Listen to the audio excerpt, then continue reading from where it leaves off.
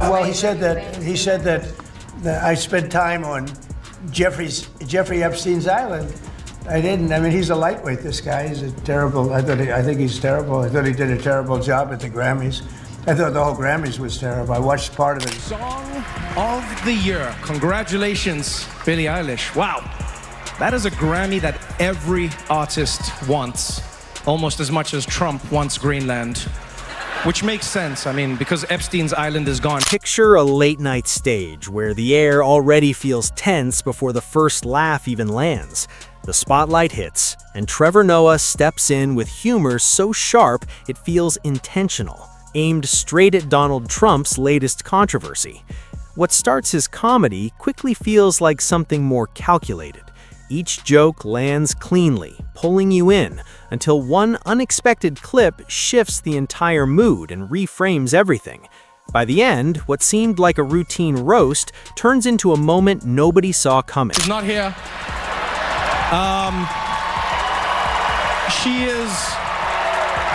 She is still at the White House with Donald Trump discussing very important issues. Actually, Nikki, Before we dive in, take a second to like the video and subscribe, because what follows isn't light banter.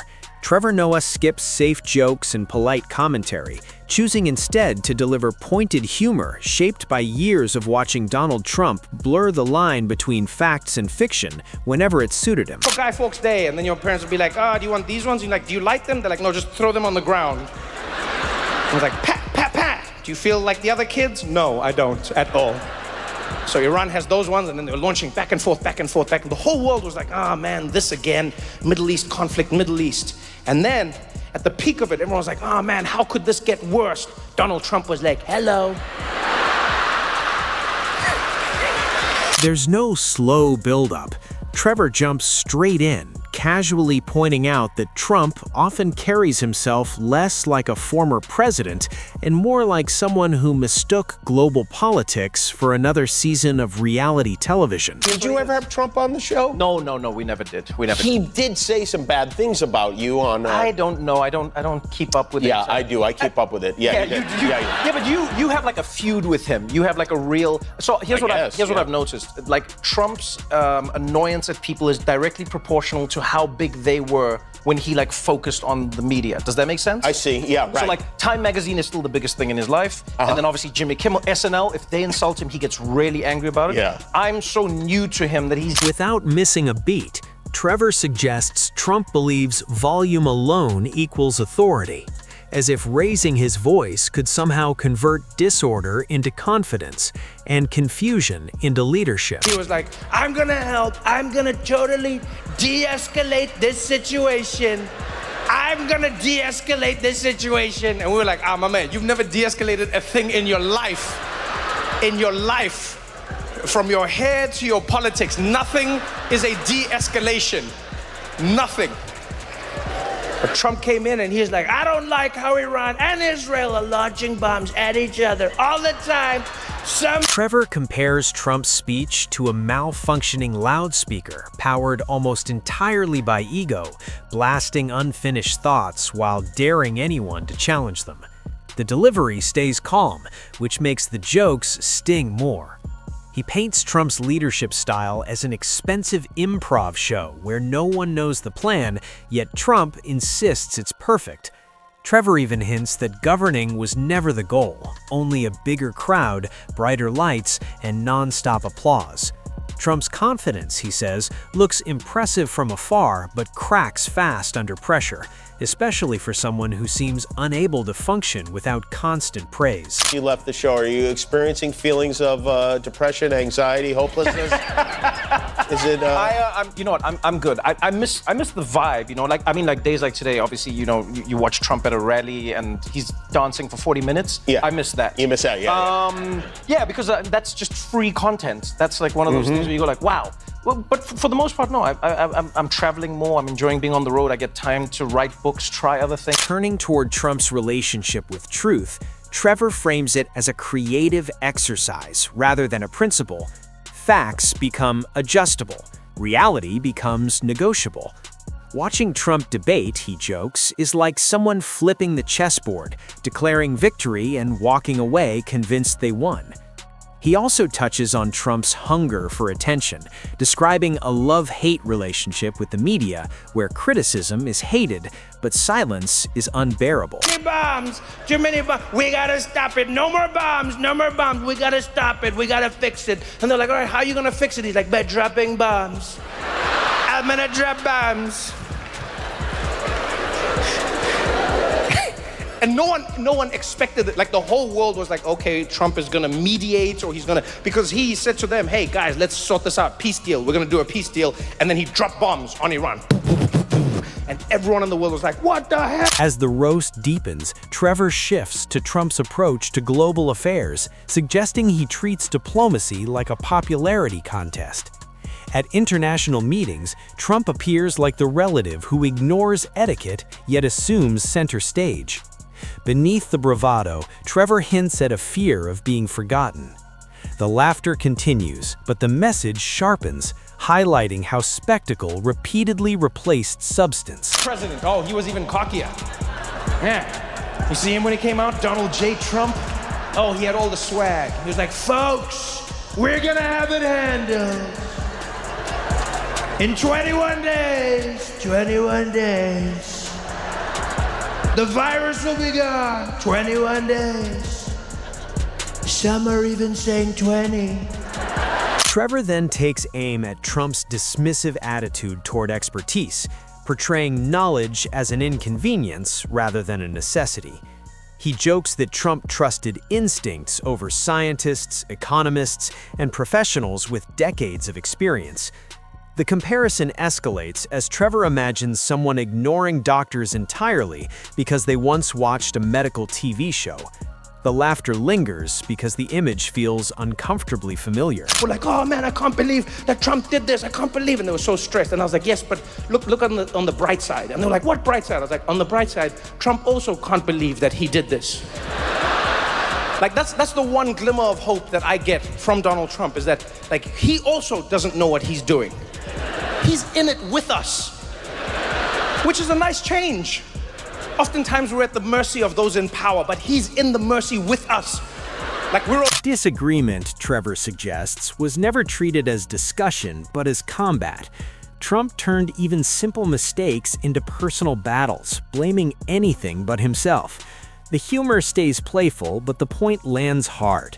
Leadership, Trevor reminds the audience, requires accountability. In Trump's world, loyalty often mattered more than accuracy, and noise often outweighed reason. Every time Donald Trump answers a question, you know he doesn't know the answer because he answers it like he's a contestant in one of his own beauty pageants. That's how he answers it. Every time you see Donald Trump on TV, you can see he's making it up as he's going along. They'll be like, Mr. President, can you tell us about your healthcare rollout and how pre-existing conditions are going to be covered? I know. We're going to have so much coverage, folks. The best coverage. All the coverage. I'm gonna get it, all of it. It's gonna be so good, great. Trevor circles back to Trump as a showman first, policymaker second. Press briefings felt episodic. Decisions played like cliffhangers. Crises became entertainment. He jokes that Trump often appeared to be Googling answers in real time, while insisting he already knew everything. Beneath the laughs sits a serious question about priorities and responsibility. About the value of his properties for decades to defraud the banks into giving him better loans, right? And these are not small amounts. They're not small amounts. For instance, Mar-a-Lago was worth $75 million. And what did Trump say it was worth? $740 million. How? Because I upgraded it, folks. Yeah. Totally upgraded. I added a rec room. It's got a foosball table and everything. When discussing legacy, Trevor imagines historians struggling to explain a period that often felt more absurd than serious. He suggests Trump's drive came less from purpose and more from a fear of seeming ordinary. Power, he jokes, became armor for insecurity. Elections, in this view, were acceptable only when Trump won them. Has been found guilty of 17 counts of and other financial crimes. And you know what that means? Donald Trump is going to prison to visit all the lower ranking people who did this without his knowledge or his permission. Yeah, because we all know that's how that works in the world, right? All the successes in Trump's organization, they're due to the genius of Donald. Trevor then widens the lens, explaining how Trump reshaped political tone itself. Insults replaced dialogue, volume replaced debate, division became strategy. Even critics were forced to shout to be heard. Many, Trevor notes, felt exhausted by the constant chaos, yet the habits Trump normalized didn't vanish when he left office. He also claimed that his 11,000 square foot apartment was actually 30,000 square feet, which was a lie. So this man is going to be the first person to ever get in legal trouble for claiming his apartment is a grower, not a shower. And I've got to say, it would be so funny if this is what takes Trump down, huh? Can you imagine? He tried to overthrow the government, but then they get him for lying about having an in-unit washer-dryer. It's like, that's the thing that locks him. As the segment nears its peak, Trevor imagines Trump watching somewhere off stage, pretending not to care while listening closely. The jokes, he explains, don't invent absurdity, they reflect it. And while Trump is easy to laugh at, Trevor reminds viewers that the system enabling him deserves scrutiny too.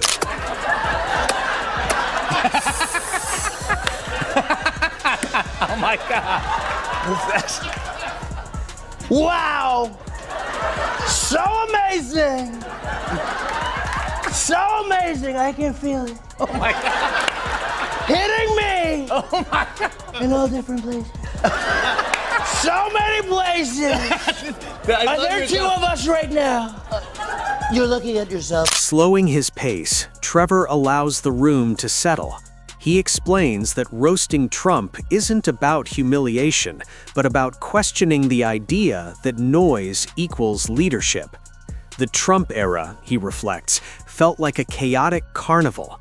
Comedy became a way to process disbelief, frustration, and confusion, even when the underlying issues were serious. A what? No, it's called Truth Social, I think. No one cares. Anyway, the point is Trump sent out one of his thingies, I don't know what they're called, and it was like, Trevor Noah was never funny, Jon Stewart was only slightly better, and then like he goes on like a rant and he's just like, these people don't realize if they moved more to the center like me, they would have more followers. Then I'm like, center like you? I'm like, my man. In the closing moments, Trevor returns to Trump calmly, not angrily. He describes an image built to appear invincible, yet repeatedly exposed as fragile. The real struggle, Trevor suggests, was never critics, but ego itself. Comedy, he concludes, should sharpen awareness, not numb it. And he ends by reminding the audience that real greatness isn't demanded, it's earned.